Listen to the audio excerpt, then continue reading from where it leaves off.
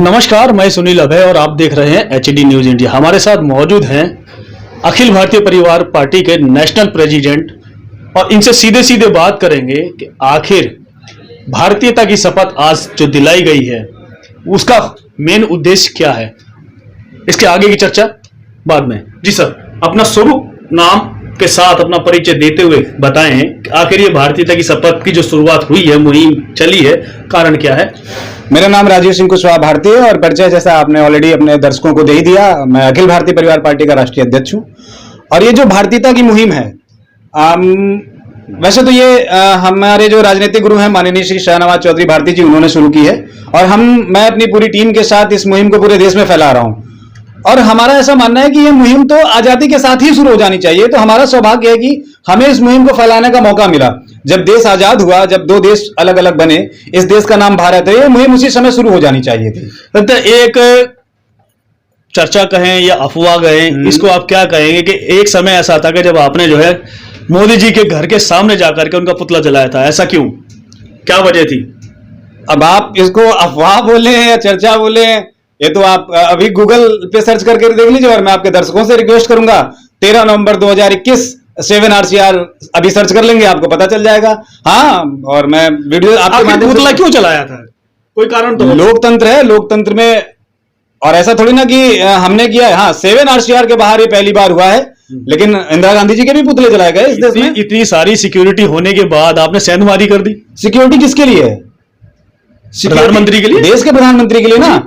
मोदी जी मानते हैं अपने आपको देश का प्रधानमंत्री? बिल्कुल मानते हैं। नहीं मानते ना, तो कौन मानता फिर? देश की जनता उन्हें प्रधानमंत्री मानती है। ये मोदी जी का सौभाग्य है उन्हें कि इतना अच्छा देश और देश की जनता मिली है। मोदी जी अपने आप को सिर्फ अंधभक्तों का प्रधानमंत्री मानते हैं। उनकी योजनाएं उठा के देखिए ना, किसके लिए? देश के लिए योजनाएं चला रहे हैं क्या वो? सारी योजना तो देश के लिए, चाहे अग्निवीर हो, चाहे अग्निपथ हो, जो भी है सब उसी के लिए जा रहे हैं, चाहे वो जीएसटी का मामला कुछ भी हो। युवाओं को बर्बाद करने की योजना है अग्निवीर। आप एक बात बताइए, आपके घर में छोटा भाई बेटा है? बिल्कुल है।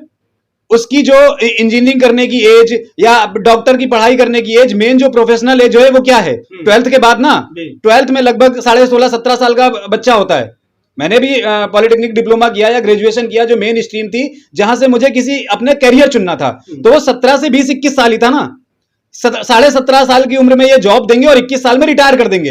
अब उस 4 साल की एवरेज में वो लड़का ना किसी प्रोफेशनल की पढ़ाई कर सकता है और 4 साल बाद रिटायर होने के बाद वो क्या करेगा? पकौड़े तलेगा। तो जितनी जीएसटी की बात करें या जितनी भी योजना इस समय मौजूदा सरकार 8 साल में पेश कर रही है, आप उसको सबको गलत मानते हैं? हाँ बिल्कुल। कैसे?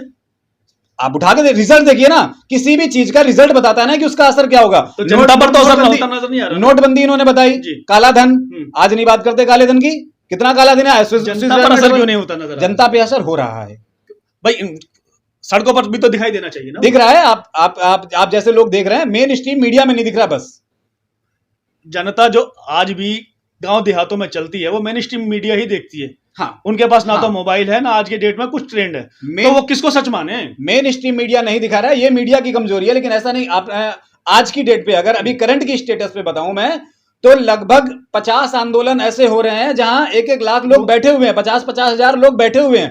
मोदी जी से इतना विरोध क्यों? नहीं, मेरा मोदी जी से कोई विरोध नहीं है, मेरी मोदी जी से कोई दुश्मनी नहीं है, मेरा भाजपा उनकी नीतियों से बता दीजिए। नीतियां गलत है, हम गलत का विरोध हमेशा करते हैं और सिर्फ मोदी जी नहीं। आप हाँ, अब बहुत अच्छा सवाल किया आपने, मोदी जी का विरोध क्यों?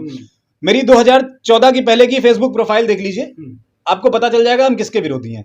हमारे जैसे सैकड़ों लाखों युवा सड़कों पर उतरे थे कांग्रेस की गलत नीतियों के खिलाफ, तब मोदी जी प्रधानमंत्री बने हैं। मोदी जी, इस वीडियो के माध्यम से मैं मोदी जी को बता देना चाहता हूं और आपके दर्शकों को बता देना चाहता हूं कि मोदी जी अपने दिमाग से यह गलतफहमी निकाल दें कि वो सिर्फ अंधभक्तों की बदौलत प्रधानमंत्री बने हैं। कांग्रेस की गलत नीतियों के खिलाफ मेरे जैसा लाखों युवा सड़कों पर उतरा था, करोड़ों युवा। और अब हमने ये ठान लिया है कि नरेंद्र मोदी 2024 में प्रधानमंत्री नहीं बनेंगे। मैं पिछले 3 महीने से वाराणसी में हूं और आगे भी अब वाराणसी में ही रहना मुझे।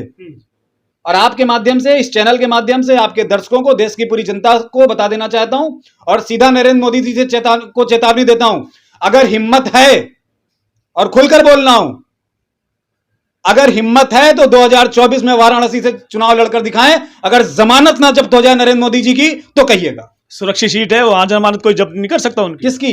मोदी जी की। मोदी जी के पहले किसकी थी? किसी की भी रही हो, लेकिन वहां से फिर प्रधानमंत्री हमेशा निकलते इंदिरा गांधी जी प्रधानमंत्री रहते हुए जी। चुनाव हारी थी ना अपनी संसदीय सीट गढ़ से, रायबरेली से हारी थी ना। तो मोदी जी का कद अभी कितना भी बड़ा हो गया हो, अभी उनका कद अटल बिहारी वाजपेयी के बराबर भी नहीं पहुंचा। इंदिरा गांधी तो बहुत बड़ी नेता थी। विश्व में डंका बज रहा है उनके नाम का। डंका नहीं, अब कुछ शब्द बुलवाइए मत, सार्वजनिक मंच पे बोले नहीं जाते कि विश्व में क्या बज रहा है, वो सबको पता है। वजह क्या है कि आज भी जनता अपने आप को अगर ठगा सा महसूस कर रही है तो विरोध पे क्यों नहीं है? जनता विरोध कर रही है। अभी तो अब थोड़ा सा आध्यात्मिक पे चले जाएंगे। अध्यात्म में जाएंगे तो फिर वहीं पहुंच जाएंगे, वहां नहीं जहां से पहुंचेंगे, ये शुरुआत करते नहीं हैं। नहीं नहीं, वहां से नहीं पहुंचेंगे। भगवान श्री कृष्ण ने भी धरती पे अवतार तभी लिया था जब वो पाप का घड़ा कंस का भर गया था। उनके 6 भाई मार दिए गए थे, तब अवतार लिया था। तो इनके पापों का घड़ा भर गया है, अब जल्दी ही ये 2024 में फूट जाएगा। अब 2024 की अब बार बार बात कर रहे हैं कि बदलाव होगा, लेकिन बदलाव होने की जो स्थिति होती है वो अभी तक नजर क्यों नहीं आ रही? हाँ, अब आज मैं आपको नजर आ रहा हूं ना जी। 13 नवंबर मेन स्ट्रीम मीडिया ने नहीं दिखाया था, लेकिन आपको नजर आ गया ना। कुछ लोगों को लेकिन हजम नहीं होता कि कुछ लोगों से सत्ता परिवर्तन भी 5% कट्टरपंथी इस देश में है, हर जाति धर्म समुदाय में है। उनको फिल्टर आउट करके देश से बाहर करना है। जिन्हें हिंदू राष्ट्र चाहिए उन्हें कैलासा वो नित्यानंद बलात्कारी ने जो बनाया है ना, वहां भेज दिया जाएगा। जिन्हें मुस्लिम राष्ट्र चाहिए उन्हें किसी ऐसे देश में भेज दिया जाएगा जो सम्राट अशोक के समय भारत का हिस्सा नहीं था। क्योंकि पाकिस्तान, अफगानिस्तान, बांग्लादेश ये सारे भले ही मुस्लिम राष्ट्र हैं, लेकिन ये सम्राट अशोक के समय भारत का हिस्सा थे और इन्हें संयुक्त भारत संघ में मिला लिया जाएगा। तो कट्टरपंथी यहां बर्दाश्त नहीं की जाएगी। तो लगता नहीं है कि आपको जिस प्रकार से बात भारतीयता की आ रही है, समय परिवर्तन चाहता है, मगर परिवर्तन होने के साथ साथ वो ये भी देखना चाहता है कि हमारा जो मुखिया होगा वो कैसा होगा। मुखिया कोई नजर नहीं आ रहा अभी। आ जाएगा। मैंने एक उदाहरण के तौर पर आपको समझाना चाहूंगा। जब एक बिल्डिंग बनती है, या बिल्डिंग छोड़िए, एक किसान को ले लेते हैं। किसान का मुद्दा बहुत चला और किसानों ने ही देश के प्रधानमंत्री मोदी जी को झुकाया। तो मैं किसान पे आ जाता हूं।